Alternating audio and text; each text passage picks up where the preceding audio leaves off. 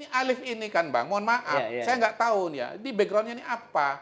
Cukup Oh, nggak dalam ya, ilmu ya, politik ya, itu? ya, ya, ya, ya. Paham nggak, dengar nggak dia bahwa Ya. dalam pemilu legislatif itu ada yang namanya electoral threshold, Ya, ya, parliamentary threshold, ya, betul, betul, betul. di mana partai-partai politik yang suaranya di bawah 4% Ya, tidak berubah menjadi kursi. ya, betul, betul. Itu disebut hangus. Ya, ya, ya, ya, Hangus dalam pengertian konotatif. ya, ya, Nggak dihitung, nggak direken. Ya mirip-mirip dengan itulah. ya, ya, betul. Suaranya Ganjar nanti nggak masuk hitungan Ya, kalau dia nomor 3. Ya, betul, Gitu betul. Bang. Jadi Ya. mohon maaf Pak Alifur Rahman, Anda mungkin literasi politiknya masih kurang. Ya, ya, Jadi ya. kalau komentar soal politik tolong dibatasi. Ya, ya. Apa begini? Saya challenge Anda aja. Ya. Saya challenge Anda aja. Ya. Ya, saya challenge Anda aja. Ya, juga, ya, ya. ya. Jadi challenge ini selain berlaku buat Mas Ep, berlaku juga buat Alifur Rahman. Challenge yang kedua. Ini challenge yang kedua gitu loh. Dia mana di antara dua ini yang menjawab challenge saya? Atau dua-duanya pun saya nggak takut. Ya, ya, ya, Daripada Alifur Rahman bilang saya mati kan, udahlah serius amat sih. Iya kan, kejauhan. Iya. Udah kita yang fun aja, Jangan challenge baper, aja. jangan Iya. baperan. Taruhannya sama, challenge-nya Iya. sama, ya. Uang sejumlah Alphard Alphard yang yang tertinggi. terbaik. Iya. Beliau kan pendukung Ganjar nih. Hmm. Beliau ini pendukung Ganjar nih, Oh. ya. Jadi ya pokoknya siapa yang kalau misalnya Mas Ganjar menang, saya kasih ke beliau. Oh. Kalau saya yang menang, beliau kasih ke saya. Kalau saya Prabowo Gibran yang menang, kasih Ya, ke saya ya, gitu. ya. Kalau Anies yang menang, kita dua-duanya bebas dari dari apa namanya ikatan ini. Karena yang menang kan di luar dari dua nama ini kan. Iya, iya, iya, Gitu. iya. Nah, Iya. khusus untuk Mas Ep, sebetulnya ini 1:2. Ah. Iya kan? Saya kan Prabowo, ini calonnya kan 3 nih. Saya kan Prabowo. Dia sebetulnya kan ada 2 kandidat yang ada di situ kan. Karena dia bukan Prabowo kan berarti kan dia bisa Ganjar, bisa juga siapa Anies Anies, ya, gitu. ya, ya. Pokoknya kalau Anies atau Ganjar yang menang berarti saya akan kalah. Iya, iya, iya. Gitu. Nah, tapi kalau khusus Alifur Rahman karena dia Ganjar ya sudah. Pokoknya kalau Ganjar menang itu hadiah buat beliau. Ya, ya. Tapi kalau misalnya Prabowo Gibran menang, hadiah dari beliau buat saya. Ya. Kalau Anies menang, dua-duanya kita nggak terikat. Nggak terikat, ya, kembali ke rekening masing-masing. Iya. Fair kan, Bang? Iya, fair. Fair enough, Seru fair nih. enough. Iya, iya. Daripada ngutuk mati-mati lah, nggak seru amat lah. Udah kita lah, anu aja. Iya, kalau dia bilang stres ya enggak lah. Biasa aja ini. Biasa aja ini. Jangan baperan. Iya. Iya.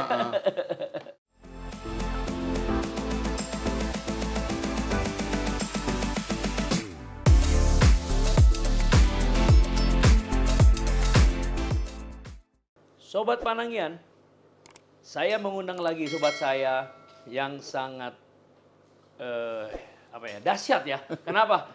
Karena orang yang menyukai video ini sangat tinggi, makanya berarti ada sesuatu di dalam pikiran-pikiran yang belum keluar nih ya. Nah, pertama saya sapa dulu.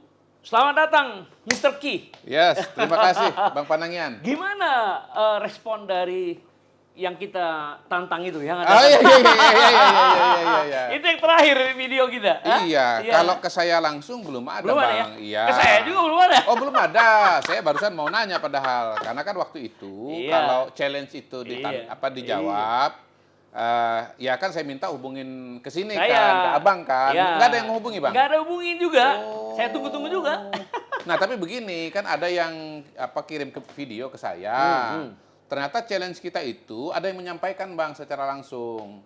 Yaitu host di podcast Kompas Kompas ya. TV, ya. Saya dengar ya. itu, saya dengar. Ditanya. Jadi ditanya oleh hostnya kepada Mas Ep langsung, Nah, gimana Mas Ep dengan ada tantangan challenge-nya Mas Kodari Ya. gitu. Jawabannya nih singkat saya ya, saya nggak mau lah, dia bilang. Ini apa namanya kalau challenge-challenge begitu itu waktu saya SD, dia bilang. Kayak taruhan pertandingan tinju Muhammad Ali lawan siapa. Nah, saya mau jawab sama Mas Ep nih. Iya kan di sini ya. Iya. Mas, nggak bisa disamain dong taruhan tinju dengan challenge ini. Kalau challenge ini kan ilmiah. Ada dasarnya, ada surveinya, kan begitu kan. Jadi sebetulnya kita bicara tentang sesuatu yang sangat terkalkulasi gitu. Jadi makanya saya sebutnya juga challenge lah ya. Ya disebut taruhan itu kan bahasa populernya. Tapi Sebagai sebetulnya ini profesional. challenge ya. Iya. Sebagai profesional aja ini. Saya peneliti, Anda peneliti gitu loh. Anda aktivis, saya aktivis juga. Ya, kita cuma menjawab Mas Ep aja. Betul. Ingatkan ulangi lagi, Mas Ep kan men-challenge ya Pak Jokowi, mengajak masyarakat untuk agar mengalahkan Pak Jokowi dengan cara mengalahkan Prabowo Gibran. Ya saya challenge balik, saya kan masyarakat kan gitu kan. Saya challenge Mas ya bahwa saya akan memenangkan Pak Jokowi dengan cara memenangkan Prabowo Gibran. Supaya seru, supaya rame ya. Di antara kita ini ada challenge seharga Alphard varian tertinggi gitu.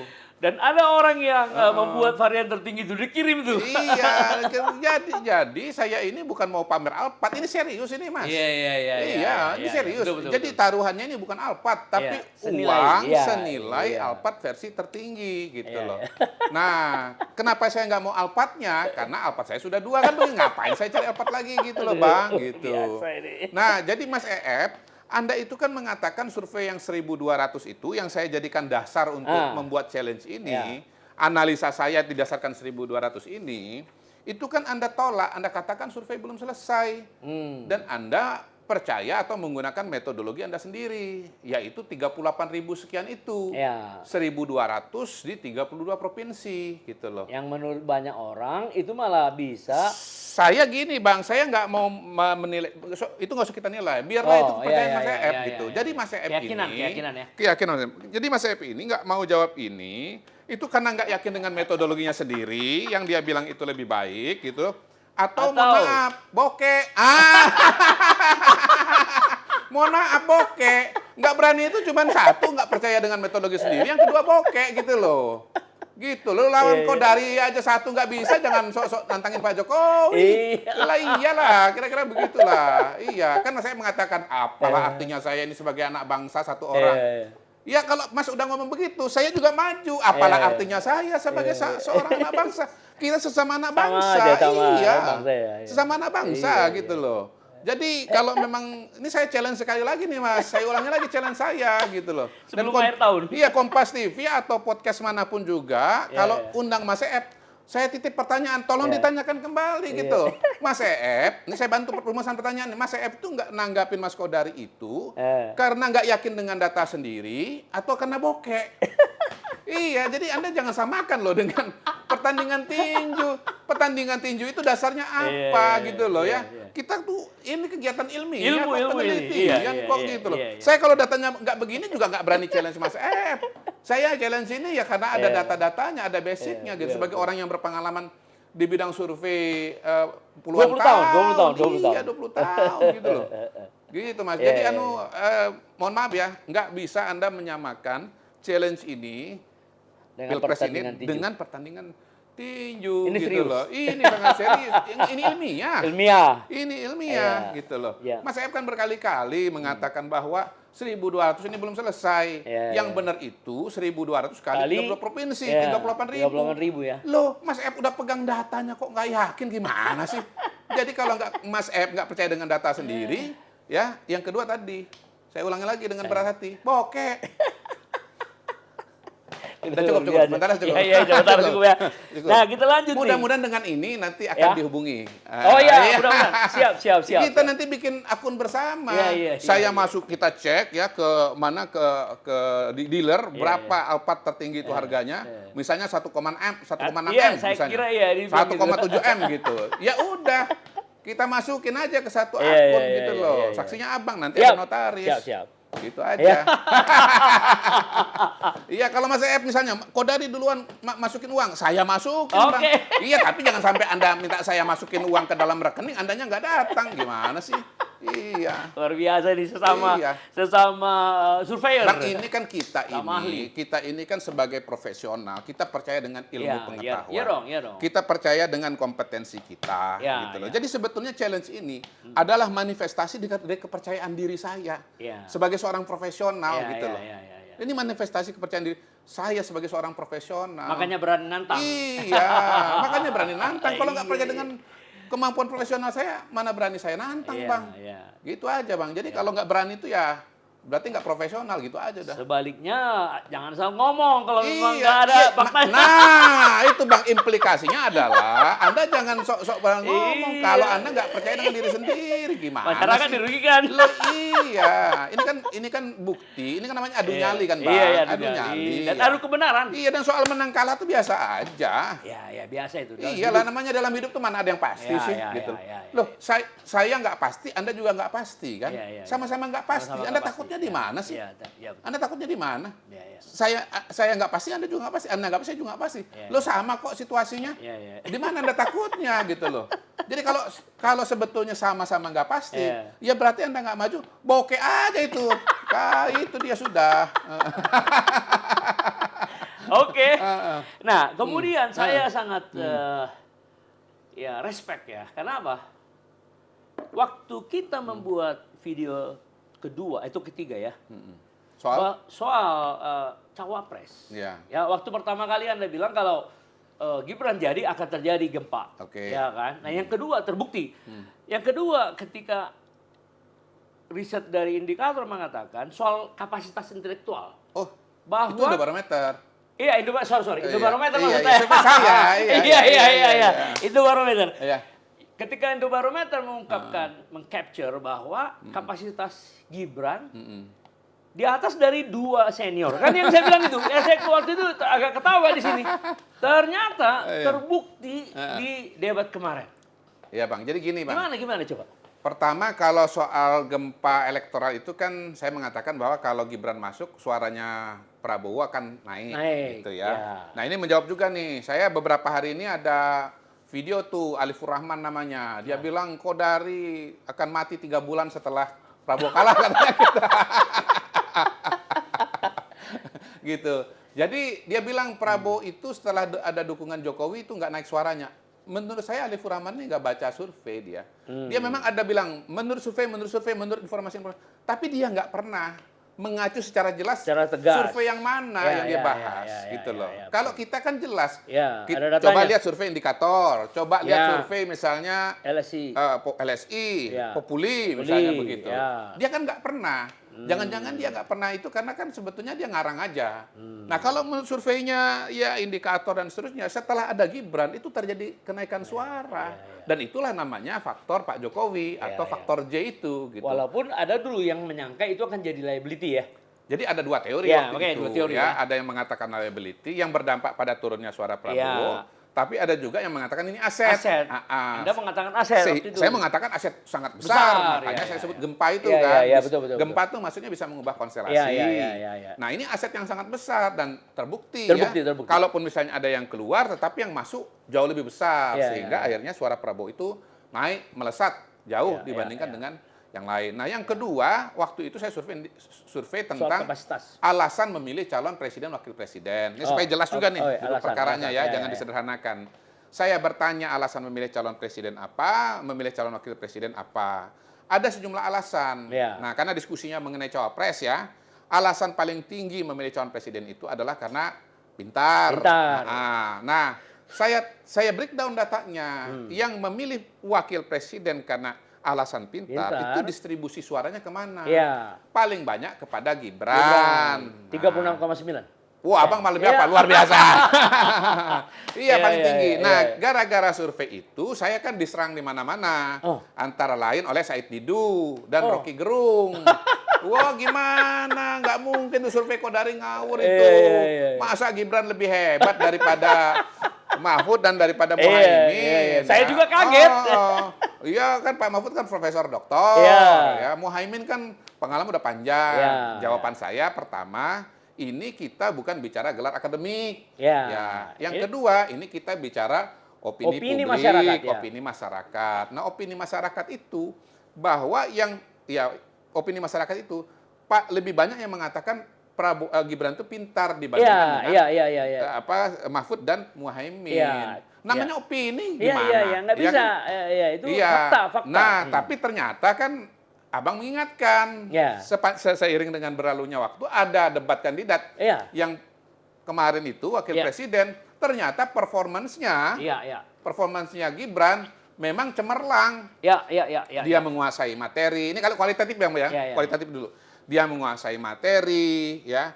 Dia kemudian secara penampilan, timingnya juga bagus, dan itu kan nggak mengherankan, kita udah bilang. Di antara tiga ini sebetulnya yang sudah berpengalaman debat kandidat itu Gibran gitu loh. Loh kok itu nggak dihitung sih? Tapi orang membuli. Kemudian artikulasinya, gimmick-gimmicknya, SGIE, carbon capture, segala macam itu kan, ya intinya yang menguasai panggung itu adalah Gibran. Dan kemarin itu terkonfirmasi kan rupanya kan ada surveinya dari ini dia, Indikator. Saya nggak ngeliat elektabilitas Bang ya. Saya khusus mengenai debat karena kita bicara debat. Karena arena untuk melihat apakah intelektual atau pintar atau enggak kan salah satu paling menonjolkan di debat. Kualitas calon presiden dan wakil presiden itu sebetulnya banyak. Tapi kalau kita mau lihat pintar nggak pintar kan salah satunya yang paling menonjolkan penampilan di debat. Di panggung debat gitu. Nah, ini saya bacakan survei Indikator 24 Desember 2023. Jelas kan Bang surveinya kan? Iya, sehari setelah debat. Iya, kalau yang Alifur Rahman tadi nggak nyebut survei di mana, oleh siapa, kapan, nggak disebut oleh dia. Nggak bisa dikonfirmasi. Oke, yang menonton debat tanggal 22 Desember itu, kalau datanya Indikator ya, nanti ditampilkan, 35,9%. Tidak menonton 63,9%. Kemudian ada pertanyaan nih, secara umum menurut Ibu Bapak, cawapres mana yang tampil paling baik dalam acara debat tersebut? Paling tinggi Gibran Raka Buming Raka, 56,2%. Lalu Mahfud MD 24,2%. Kemudian Muhaimin Iskandar 12,3%. Lebih parah lagi, seperempat. Iya, Bang. Seperempat. Iya, ada elaborasi lagi, ada pertanyaan berikutnya. Cawapres mana yang paling bagus program kerjanya? Tadi penampilan, sekarang program kerja. Ini semua hanya yang ditanyakan pada yang nonton debat ya. Yang nggak nonton nggak ditanya. Paling bagus programnya. Paling tinggi Gibran Raka Buming Raka 42,9%. Lalu Mahfud MD 25,3%. Setengahnya. Muhaimin Iskandar 19,7%. Sepertiganya. Nanti tolong ditampilkan ya gambarnya ya Bang. Tolong ya. Kemudian pertanyaan berikutnya. Cawapres mana yang paling bagus cara menyampaikan pendapat atau gagasannya? Paling tinggi Gibran 45,8%. Kemudian Mahfud MD 30,2, lalu Muhaimin Iskandar 13,9. Jadi dari 3 pertanyaan, Gibran ini mendominasi, unggul semua gitu loh. Jadi mohon maaf Pak Said Didu dengan Pak Rocky Gerung, ternyata rakyat lebih cerdas membaca tondo-tondo gitu dibandingkan dengan Anda. Jadi yang oleh para katanya intelektual orang pintar ini nggak mampu, tapi di mata masyarakat mampu, ternyata kemudian terbukti bahwa rakyat lebih benar. Dan kemudian yang menarik, tanggapan media luar negeri ini juga penting. Gimana Bang? Coba. Apa yang bacain? Baik. Apa gimana Bang? Al Jazeera, anak Presiden Indonesia menepis tuduhan publik sebagai anak nepotis dalam acara debat yang meriah. Jadi dia sangat kaget dengan penampilannya. Menepis penampilan, anggapan bahwa dia tidak mampu. Kira-kira gitu. Nah, kemudian Nikkei Asia gagasan melanjutkan IKN dan menjadikan Indonesia sebagai raja energi ramah lingkungan. Nikkei juga menganggap bahwa pilihan Prabowo untuk menjadikan Gibran sebagai cawapres adalah sangat tepat. Kemudian The Straits Times, Gibran adalah sosok yang tenang dan cakap, memakai teknik debat dengan sarkasme yang baik. Luar biasa ini. Channel News Asia, Gibran menjalani debat dengan lancar dan tidak kaku sama sekali. Itu Channel News Asia. Kemudian South China Morning Post, media yang berbasis di Cina ini menyoroti Gibran yang membahas soal ekonomi dengan sangat piawai. Jadi kalau itu saya baru tahu Bang, apa evaluasi dari media-media internasional melakukan survei. Opini publik yang ditangkap oleh Singapura sama Cina gitu. Luar biasa itu kan?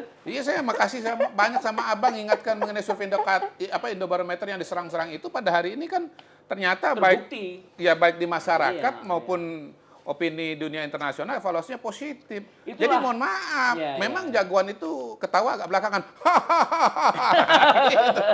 gitu Bang.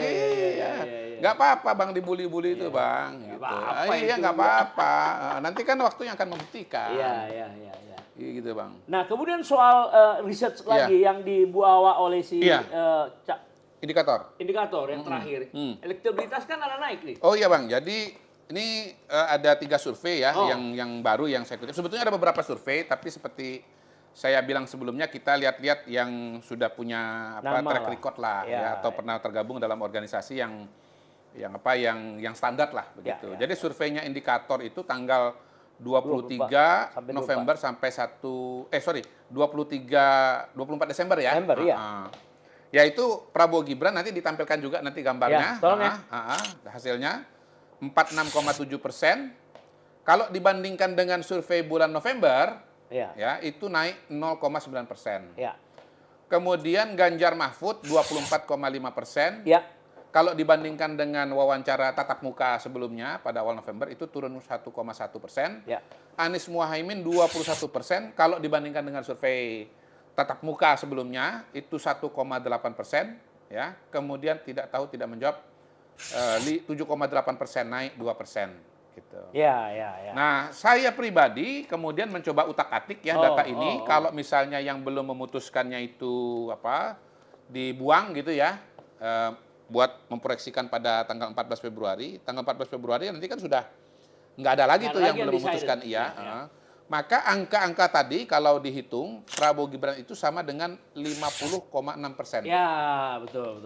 Artinya dari sebelumnya itu distribusi normal naik sekitar 2%. Ya, kalau yang 23 November sampai 1 Desember itu kalau diproyeksikan itu 48,6%. Sekarang jadi 50,6%, naik 2%. Kemudian Ganjar Mahfud itu 26,6%. Dibandingkan dengan survei sebelumnya turun 0,6% dan Anies Muhaimin 22,8%. Kalau dibandingkan dengan survei sebelumnya 1,4%. Jadi kalau yang undecided-nya ini dibuang dan dibuat proyeksi distribusi normal, maka ini udah satu putaran 50, ini Bang. 50,6%. Ya, untuk ditegaskan lagi bahwa 50% per satu itu bukan 51%. Tapi 50% ditambah satu suara. Ya, jadi bisa misalnya 50,6 atau 50,07 misalnya. Itu udah 50% plus 1 gitu. Ini yang indikator ya Bang ya. Nah, supaya sekalian kita survei yang lain juga nih, CSIS nih. Boleh. Ya, CSIS. CS ini wawancara tatap muka tanggal 13 sampai 18 Desember 2023. Ya, jadi ini agak lebih tua dibandingkan dengan survei indikator, tetapi tatap muka lebih standar lah gitu ya. Ini angkanya Prabowo Gibran 43,7%. Ya. Nah, saya kan selalu berusaha mencoba membuat perbandingan kan untuk baca tren. Balik lagi Bang, kalau saya itu nggak cuma lihat satu survei. Saya nggak lihat still foto, tapi saya lihat movie. Kita lihat tren, pergerakan. Ya, karena pergerakan itu yang penting sebetulnya. Nah, kalau dibandingkan dengan survei CSIS sendiri, kebetulan survei sebelumnya udah tahun lalu Bang. Tapi nggak apa-apa, karena data yang saya punya tuh itu, yang saya dapat tuh itu. Utak-atik sama tim tuh ketemunya CSIS tahun lalu. Kalau ada yang di luar itu nanti saya salah, tinggal dibandingkan aja. Maaf ya. Itu tanggal 8 sampai 13 Agustus 2022. Nah, waktu itu belum pasangan, masih satu nama calon presiden. Jadi bulan Agustus 2022 itu Prabowo waktu itu masih 27,5%. Jadi kenaikannya ke Desember sekarang ini ya 16,2%. 50% itu? Ya, hampir. 16% ya, naiknya 16% ya. Kemudian Ganjar Mahfud sekarang 19,4 di surveinya CSIS ini. Tahun lalu Agustus 2022 suara Ganjar waktu itu 33,3. Jadi waktu Agustus 2022 itu Ganjar di atas Prabowo. Jauh. Tapi sekarang berbalik. Betul. Ganjar ini suaranya turun 13,9%. Kemudian Anies Muhaimin ya sekarang 26,1. Pada Agustus 2022 Anies itu 25,7. Naik 0,4%. Tidak tahu tidak menjawab sekarang 10,9, tahun lalu 13,6. Nah, kembali saya buat proyeksi ya Bang ya. Saya buat proyeksi suaranya calon-calon ini pakai surveinya CSIS. Prabowo Gibran sekarang kalau diproyeksikan dibuang yang belum memutuskannya itu 49%. 49%. Tahun lalu kalau diproyeksikan 31,8%. Jadi dalam setahun naik 17,2%. Kemudian, ini mohon maaf, episode ini kita agak banyak angka-angka. Salah. Tapi harus dasarnya kan harus angka. Harus dong, kan? harus, Ya, angka. harus. Ya kalau yang lain kan nggak dikutip angkanya, Bang. Artinya itu fiktif itu. Nah, Ganjar Mahfud sekarang 21,8. Tahun lalu itu 38,5%. Ya berarti turun sekitar 16,8%. Ya. Lalu Anies Muhaimin sekarang 29,3 pada ini angka proyeksi ya sekali lagi ya. Tahun sebelumnya itu 29,7 artinya turun sekitar 0,4%. Ya. Jadi Bang memang kalau lihat survei CSIS ini menurut saya sangat menarik dalam segi pola. Saya kan punya teori struktur suara. Bahwa ada 2 kolam suara pada 2024, kolam pendukung Jokowi atau puas kepada Jokowi dan kolamnya yang tidak puas Jokowi atau anti Jokowi. Nah kita lihat Bang dari yang anti dulu. Yang anti atau perubahan ini itu kan Anies. Suaranya kan relatif nggak berubah Bang. Nggak berubah. Nggak berubah dalam setahun Bang, 0, sekian. Tadi silakan nanti cek gambar yang tabel yang ditampilkan di sini. Sementara pergeseran suara itu terjadi antara Prabowo dan Ganjar. Iya, betul. Tadi Abang sudah mendengarkan, pemirsa juga sudah mendengarkan. Kalau lihat surveinya, ya Prabowo Gibran itu naik 16,2%, Ganjar Mahfud turun 13,9%. Kalau undecidednya dibuang, Prabowo Gibran naik 17,2%, Ganjar Mahfud turun 16,8%. Jadi Bang, ini bejana berhubungan. Teori Kodari sangat tergambar sama CSIS ini. Terima kasih CSIS setelah membuktikan teori Kodari ini. Prabowo naik, Ganjar turun. Kalau nggak percaya, bukan data saya ini. Data CSIS ini. Dan Anies tetap. Anies tetap. Gitu Bang. Makanya belajar trading saham, terbiasa lihat angka. Naik, turun, naik uptrend, turun downtrend. Terus ke samping namanya sideways. Gitu Bang. Nah yang penting juga dari survei ini saya lihat kenaikan Prabowo Gibran ini belum berhenti. Ya. Memang belum sekencang sebelumnya. Tapi kita lihat data bulan Januari supaya apple to apple dengan data yang sebelumnya. Dan surveinya juga harus wawancara tatap muka. Ya balik lagi kita lihat aja indikator nanti kalau ada surveinya pada awal Januari ya dibandingkan dengan data awal Desember itu perbandingan seperti apa. Betul. Tapi saya lihat dari surveinya indikator CSIS ini dan ada satu lagi Polling Institute ya. Itu trennya belum berhenti. Saya baca di sekian Polling Institute ini baik. Supaya lengkap nih Bang ya. Para pemirsa supaya Bang, ya. Kita 3 survei, yang lain satu pun enggak gitu Bang. Enggak apa, agak berat dikit lah ini ya. Memang lagi liburan juga kan punya waktu banyak kan. Polling Institute ya. 15-19 Desember ini telepon Bang. Prabowo Gibran 46,1. Sebelumnya 15-17 November itu 43,2. Jadi naik 2,9%. Ganjar Mahfud 20,5. Bulan sebelumnya 24,1. Turun. Minus 3,6%. Anies Muhaimin ya. Sekarang 22,6%, bulan lalu 24,3%, minus 1,7%. Tidak tahu tidak menjawab, sekarang 10,8, sebelumnya 8,4, naik 2,4%. Nah ini survei ini menarik sebelum dilanjutkan soal proyeksi, bahwa ya selain trennya Prabowo Gibran masih naik, Ganjar Mahfud masih turun, Anies Muhaimin masih turun, tetapi penurunan Ganjar Mahfud lebih besar daripada penurunan suaranya Anies. Sedemikian rupa sehingga di survei 15-19 Desember ini urutan nomor 2-nya adalah Anies Muhaimin alias Aimin. Gitu. Mirip dengan CSIS. Oh, CSIS tadi udah kalah juga ya? Iya. Coba lihat. Coba saya lihat lagi Bang. CSIS. Oh iya ya. CSIS Anies Muhaimin juga sudah nomor 2 ya mengalahkan Ganjar. Loh, berarti teori Kodari bener lagi ini. Bahwa yang akan berpeluang lolos ke putaran kedua adalah Prabowo Gibran. Prabowo Gibran dan Anies Muhaimin. Kalau ada 2 putaran. Betul. Kalau 2 putaran. Nah ini yang saya diserang juga nomor 3 Bang. Lagi agak banyak diserang ini Bang.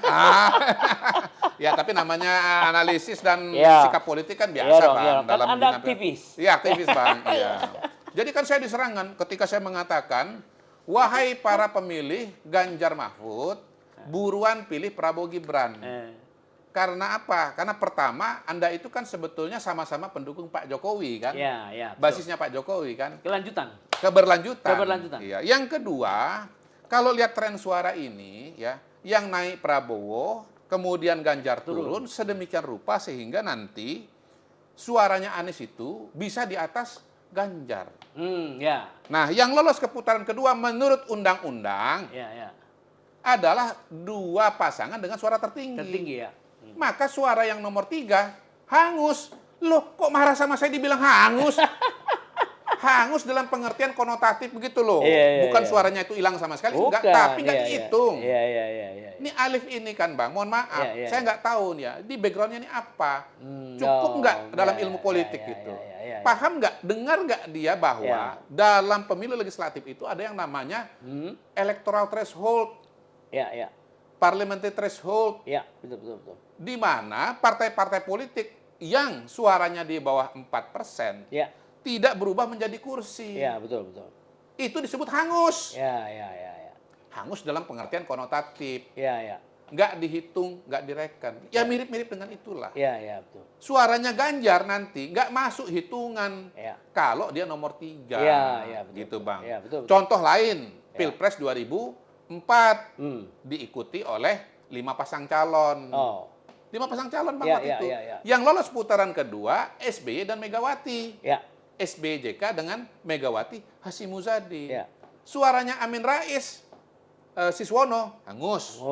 Suaranya Hamzahas, Agung Gumelar, hangus. Suaranya Wiranto Salahuddin Wahid, hangus. Itu pengertian hangus itu. Betul, gitu loh. Jadi mohon maaf, Pak Alifur Rahman, Anda mungkin literasi politiknya masih kurang.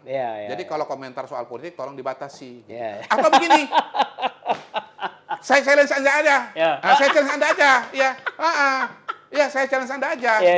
Jadi challenge ini selain berlaku buat Mas Ep, berlaku juga buat Alifur Rahman. Challenge yang kedua. Ini challenge yang kedua gitu loh. Dia mana di antara dua ini yang menjawab challenge saya atau dua-duanya pun saya nggak takut. Daripada Alifur Rahman bilang saya mati kan, udahlah serius amat sih. Iya kan, kejauhan. Udah kita yang fun aja, jangan baper, jangan baperan. Taruhannya sama, challenge-nya sama, ya. Uang sejumlah Alphard yang tertinggi. Iya. Beliau kan pendukung Ganjar nih. Beliau ini pendukung Ganjar nih, ya. Jadi ya pokoknya siapa yang kalau misalnya Mas Ganjar menang, saya kasih ke beliau. Kalau saya yang menang, beliau kasih ke saya. Kalau saya Prabowo Gibran yang menang, kasih ke saya gitu. Kalau Anies yang menang, kita dua-duanya bebas dari apa namanya ikatan ini. Karena yang menang kan di luar dari dua nama ini kan. Nah, khusus untuk Mas Ep, sebetulnya ini 1:2. Iya kan? Saya kan Prabowo, ini calonnya kan 3 nih. Saya kan Prabowo. Dia sebetulnya kan ada 2 kandidat yang ada di situ kan. Karena dia bukan Prabowo kan berarti kan dia bisa Ganjar, bisa juga Anies gitu. Pokoknya kalau Anies atau Ganjar yang menang berarti saya akan kalah. Gitu. Nah, tapi kalau khusus Alifur Rahman karena dia Ganjar ya sudah. Pokoknya kalau Ganjar menang itu hadiah buat beliau. Tapi kalau misalnya Prabowo Gibran menang, hadiah dari beliau buat saya. Kalau Anies menang, dua-duanya kita nggak terikat. Kembali mas ke rekening masing-masing. Fair kan, Bang? Iya, fair. Seru nih. Daripada ngutuk mati-mati lah, nggak seru amat lah. Udah kita lah, aja. Iya, kalau dia bilang stres ya enggak lah. Biasa aja ini. Jangan baperan. Iya. Lagian gini Mas, kalau orang stres itu gila, bukan mati. Itu pakai logika itu aja udah salah. Itu logika medis paling sederhana. Iya, orang stres itu gila Bang, bukan mati. Mau mati itu tabrak mobil. Gitu Bang. Jadi perkembangan surveinya itu ya dari 3 ini, 1 Prabowo Gibran masih unggul. 2 tren kenaikan itu masih terjadi. Belum berhenti. Kalau istilahnya trading saham itu belum ketemu resistennya. Gitu Bang. Masih terus dia naik. Nah, yang menarik juga adalah dari 3 survei ini, ternyata 2 survei sudah menemukan bahwa Amin itu di atasnya Ganjar. Menurut saya juga itu penting. CSIS sama Polling Institute gitu. Nah, saya nggak tahu dengan 2 survei ini, apakah Alifur Rahman masih berani nggak menjawab challenge-nya saya. Gitu. Soalnya saya khawatir sesungguhnya walaupun beliau ngutip menurut survei, menurut informasi dia nggak baca survei. Kalau dia baca survei, dia lihat angka kayak begini. Nggak mungkin berbeda dengan kita. Nggak mungkin berbeda, iya. Kecuali orang itu buta angka, Bang. Nggak ada. Iya. Kalau huruf kan buta aksara. Iya, iya. Kalau nggak bisa baca angka itu artinya apa? Buta numerologi atau buta angka lah, itu sudah, Bang. Iyalah. Tapi yang menarik tadi ya, dari indikator dan CSIS dan pooling, polanya mirip ya. Artinya kenaikan itu terus terjadi kan. Ya. Yang direkam waktu awal Desember sampai pertengahan. Iya, iya. Ya, yang satu lagi kan pertengahan sampai mendekati akhir Desember ya. Iya, iya. Karena tanggal 24 Iya, 25 iya. kan. Ya kembali lagi, Bang, kita ini setelah Gibran itu menjadi calon wakil presiden, Ya, dinamikanya kembali lagi ke itu situ, luar ya. biasa. Dan yang sedang kita cari, sedang kita baca adalah pola suara. Ya, gitu. ya. Nah, sekarang ini kan naik, Prabowo Gibran naik, ya Ganjar Mahfud masih terus turun gitu. Ya untuk konfirmasinya tetap saya nunggu bulan Januari lah. Iya, Ya tetap nunggu bulan Januari, dan kalau bisa surveinya juga survei yang tatap muka. Nah, nanti betul-betul istilahnya kesimpulan kita akan lebih kokoh ya. Nah, terus terang saya misalnya akan lihat data indikator lagi, misalnya begitu ya. Saya kalau CSIS gini, kalau CSIS ini kan saya nggak tahu lagi kapan mereka akan survei lagi. Jadi kita Karena susah lah. Kita anggaplah Januari nanti CSIS nggak ada gitu. Tetapi kalau kita bicara CSIS, mereka turunnya pada pertengahan Desember ini, kan agak sulit kita bandingkan dengan periode sebelumnya. Karena periode sebelumnya itu kan awal November, awal Oktober, awal November, awal Desember gitu. Sementara dia di tengah-tengah, itu agak susah, Bang. Jadi ya mau nggak mau ya kalau lihat yang publikasinya rutin ya, itu adalah indikator ya. Iya. Kita harapkan atau mudah-mudahan nanti pada awal Januari akan muncul lagi angkanya gitu. Gitu. Nah, tapi ini juga yang menarik, Bang, karena kemarin juga ada rilis dari survei internal, ini juga menurut saya harus didiskusikan. Survei internal TPN Ganjar Mahfud ya, disampaikan oleh sahabat saya Mas Andi Wijayanto, sahabat kita Mas Andi Wijayanto. Beliau adalah deputi politik 5.0 ya, 5.0. Ya. Beliau merilis survei ya. Prabowo 41,1, Ganjar 37, Anies 21,7. Di sini disebutkan bahwa ini berita sih masalahnya ya. Saya mencari rilis lengkapnya seperti ini belum ketemu saya. Tentu harapan saya adalah bahwa survei seperti ini semua survei mau internal mau eksternal diberikan laporan lengkapnya supaya kita bisa paham metodologinya, kita tahu wilayah surveinya secara detail, kita tahu juga karakteristik respondennya. Betul. Misalnya begini, antara survei indikator dengan surveinya CSIS, saya nggak bawa printoutnya di sini, tapi Anda semua bisa cari di internet. Ada satu perbedaan yang signifikan ya, sementara yang saya lihat dari laporan survei itu di bagian depan adalah bahwa surveinya CSIS itu generasi milenial dan generasi Z-nya terlalu kecil dibandingkan dengan populasi. Populasi kita kan Gen Z ya, generasi milenial. Kalau milenial dan Gen Z itu dikumpulkan di bawah 40 tahun usianya.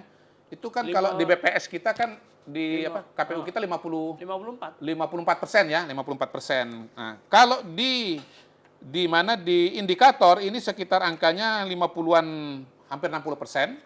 Sementara di CSIS cuma 40%. Tetapi Gen X di surveinya CSIS itu besar, 40%. Sementara kalau bicara di populasi dan di indikator itu cuma 20%. Jadi di CSIS itu saya nggak tahu sebabnya apa, generasi milenial dan Gen Z-nya terlalu kecil, ya. Cuma 20%, separuh dari populasi, bahkan kurang dari separuh populasi, sementara generasi X-nya itu besar. Nah, saya lihat ada pola di mana generasi milenial dan Gen Z ini itu sangat kuat mendukung Prabowo Gibran. Iya, dan karena ada faktor Gibran ya. Ya, dan itu konsisten itu dari dulu. Mereka yang paling banyak dominan di kontribusi. Jadi Prabowo Gibran itu tidak sekuat kekuatannya di generasi X dan generasi baby boomers tidak sebesar di generasi milenial dan Gen Z. Nah, mungkin itu yang menjelaskan kenapa di CSIS angkanya berapa 3 apa 4 ya? 43 ya. Sekitar itulah. Iyalah. Enggak 46 atau 47 seperti di indikator. Ada perbedaan sedikit gitu. Nah, balik lagi ke surveinya internal dari TPN. Kembali kita pengen mendapatkan ada laporan lengkap seperti ini. Jadi kita bisa bahas dengan lebih panjang lebar. Tapi di sini Andi menjelaskan metode survei yang dilakukan TPN diantaranya menggunakan survei konvensional, FGD, dan predictive media analysis. Adapun Andi menjelaskan metode konvensional mirip seperti yang digunakan oleh lembaga survei di mana sampel dan margin of error berada di angka normal. Ia menyebut untuk metode FGD pihaknya menjangkau 3.000-4.000 peserta di 31 kota. Oke, pertama untuk FGD kita nggak bisa mengeneralisir kepada populasi ya. Karena FGD itu kegiatan riset kualitatif. ya. Gitu. Nah, masalahnya di sini tadi kembali lagi. Yang disebut sebagai metode konvensional mirip lembaga survei ini, berapa respondennya, cakupan wilayahnya, itu kita nggak tahu. Ya. Jadi hal yang paling basic ini dengan segala hormat kepada Bang Andi, nggak di-provide. Jadi kita nggak bisa kesulitan. mengklarifikasi, susah mengklarifikasi. Apa 1.200 responden, apa berapa, apa di seluruh provinsi di Indonesia, apakah kemudian respondennya ditarik dengan metode random sampling, misalnya dengan segala variannya, ini kita nggak tahu. Ya, karena, jadi sulit untuk mengkonfirmasi surveinya Mas Andi ini, karena nggak ada laporan lengkapnya atau belum ketemu laporan lengkapnya. Kalau boleh ya saya dikirimin juga langsung lah ya, atau dipublikasikan, dikirim ke teman-teman wartawan supaya bisa kita peroleh gitu. Tetapi paling tidak saya kan mengapresiasi Bang Andi, kalau orang nggak setuju dengan suatu survei, bukan dengan menyalah-nyalahkan surveinya, atau bukan dengan menjelek-jelekkan lembaganya, tetapi dengan memberikan atau menyampaikan hasil survei yang lain. Gitu. Nah, sejauh bisa dijelaskan metodologinya segala macam, kita bisa menjawab kok. Misalnya kayak Roy Morgan. Betul. Yang Ganjar lebih tinggi dibandingkan dengan Prabowo. Ternyata kan surveinya bulan Juli September kan. Dan 17 provinsi. Dan 17 provinsi gitu. Jadi kan kita bisa membandingkan. Misalnya survei indikator. Ya, dia dari data rilisnya nggak terlalu lama. Kalau Roy Morgan selisihnya berbulan-bulan, sementara dinamika politik di lapangan sudah sangat berubah. Kemudian, kalau responden Roy Morgan lebih tinggi, 2.000 berapa? 3.000 gitu. Sementara indikator 1.200, standar saja. Standar. Ya, tetapi kok mengumpulkan datanya 3 bulan, kelamaan. Juli sampai Oktober, Juli sampai September.